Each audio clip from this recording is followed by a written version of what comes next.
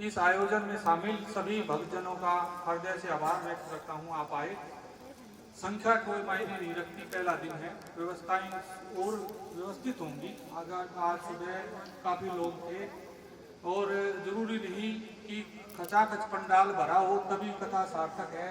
सार्थक उसी में हो जाती है, उसकी महत्ता को जानने वाले अगर 5 लोग भी हैं तो कथा अपने आप में सार्थक होगी।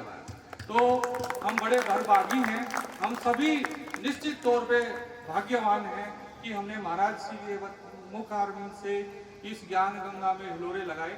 अब कल हम कल जो अपना आयोजन का समय रहेगा वो 1 से 1:30 के बीच के रहेगा। और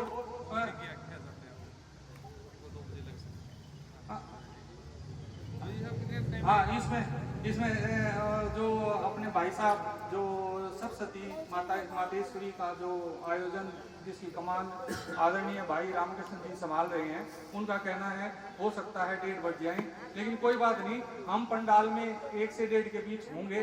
आपका जो ज्ञान है उसमें हम उससे लाभान्वित होंगे, इसलिए भगत जनों से निवेदन है कि 1 से 1:30 के बीच पंडाल में हो।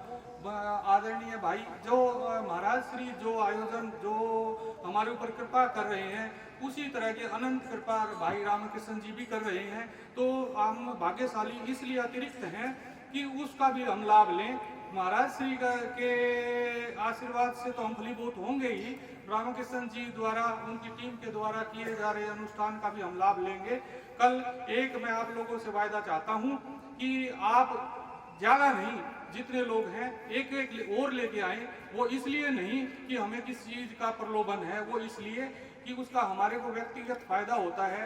अगर हम धर्म के मार्ग पे हम तो बढ़ ही रहे हैं और जिसको हम धर्म के मार्ग पे लेके चलने का प्रयास करते हैं उसके हिस्से का भी कुछ अंश हमारे को मिलता है। इसलिए अपने हिस्से के अलावा दूसरे के हिस्से में से भी अपना जो भाग लेने के लिए कम से कम हम एक को और लेके आए।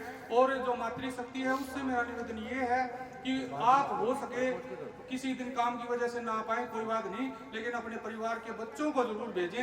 ये कथा सार्थक तब होगी जब भावी पीढ़ी, युवा पीढ़ी, आपके बच्चे, आप मंदिर में जा रहे हैं और आपके बच्चे बाहर गलत संगति में पढ़ रहे हैं तो आपकी इस कथा में आना, कथा में बैठना निरर्थक है। आप घर बैठो, अगर आपके बच्चे, आपके परिवार के लोग इस कथा से लाभान्वित होते हैं तो सही मायने में इस गांव में कथा की सार्थकता, सत्संडी यज्ञ की सार्थकता तभी होगी जब आपकी भावी पीढ़ी भी इसी मार्ग पे चले।